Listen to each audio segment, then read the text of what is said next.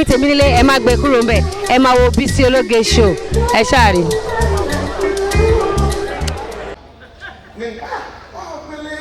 cultural tí àwọn ti dé bíbọ̀ pẹ̀lẹ́ kẹ́bọ̀ ẹ fún wọn ní trophy fún ọkọ̀ tó fẹ́ mọ ẹ fún ọkọ̀ gbẹ́gẹ́ fún wọn ní ọ̀pọ̀lọpọ̀ owó tí jẹun àbúrò àjàsè jẹ pẹ̀lẹ́ òkè ìfẹ́ náà ti ṣe pàtíṣù àṣẹjọ́ náà wọ́n kò sí kọ̀ọ̀kan lè pín lórí ìgbọ̀ládé wọ́n ti lọ bá tírí tí lórí ìgbọ̀ládé pín wọ́n ti ìlú ti dé ẹ̀ tí ní kò pín ìjọba mi wọn ló mọ́tò bá mi pín slippers mo ní mẹ́ta ló wà ń bẹ bá mi pín fáwọn èèyàn bẹ́ẹ̀ ṣáàjẹ́ ká pín nǹkan.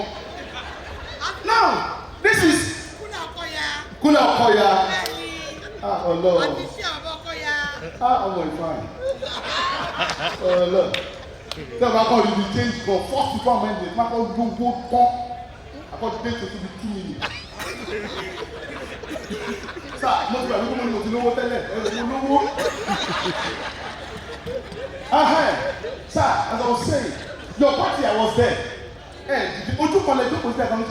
Fún wọn Dangote Ọ̀tẹ́dọ́lá ó ṣe wẹ́ẹ̀dì ọmọ obìnrin àwọn fámìlì ọkọ ló wá dọ̀bà.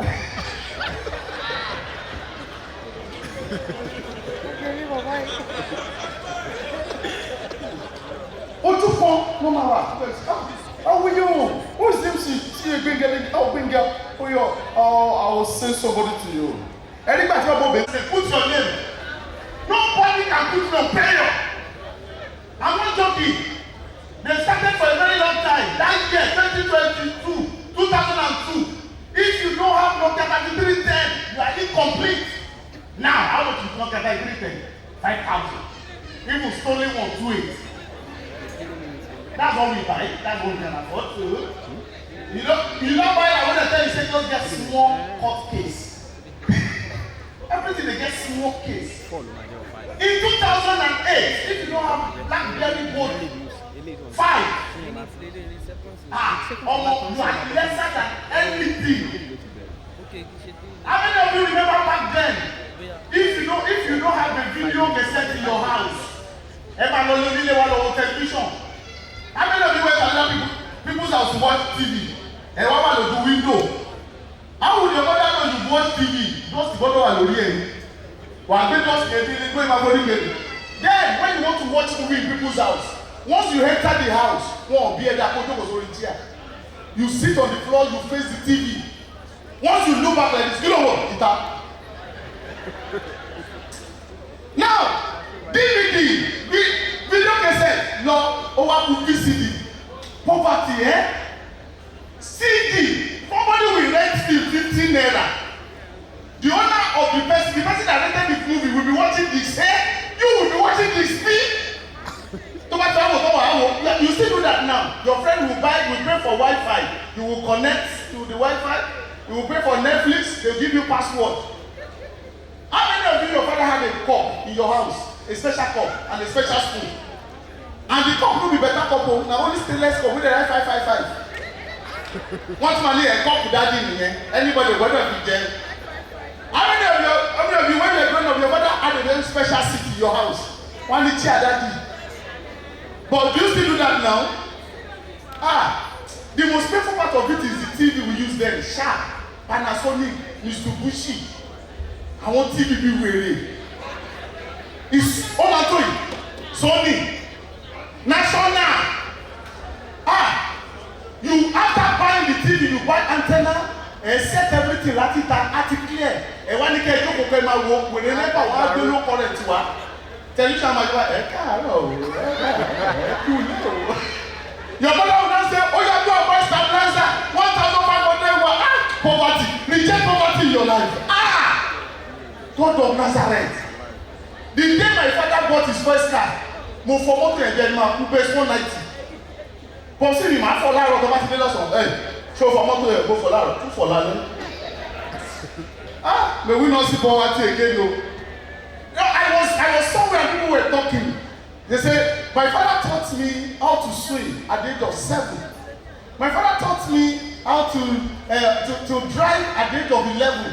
For me, I'm proud of what my father taught me. My father taught me how to change from generator to never without the TV going off.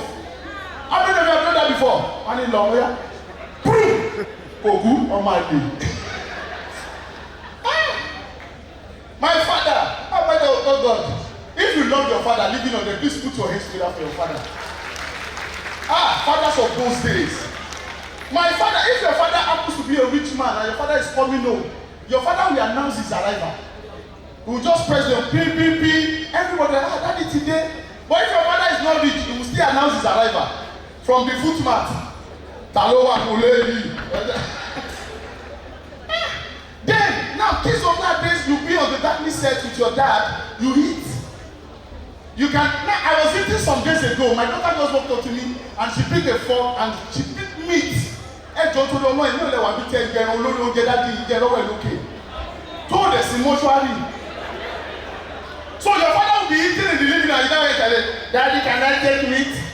Daddy, kí ló ṣàwọn ẹbí ìyá ẹ̀? Fathers of those days. I love them, sir. I love fathers. How many of you remember that then? Daddies don't beat. But there's a way your father will talk to you, you want to die. I felt like I was not in the living room. My father said, but we pass the remote. You may pass the honor. Osha didn't pass the go wife.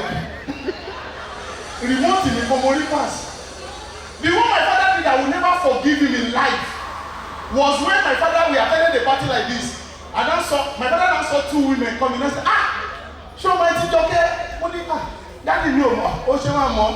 You want to run some marrow to feed to back in the room. Why am I telling you one? Please come. How many of you have attended a party? Okay, sir, don't worry, not do your job, sir. How many of you have attended a party of the rich? When rich men are having party, they don't stress. They will sit in one place. It's true, like these people here.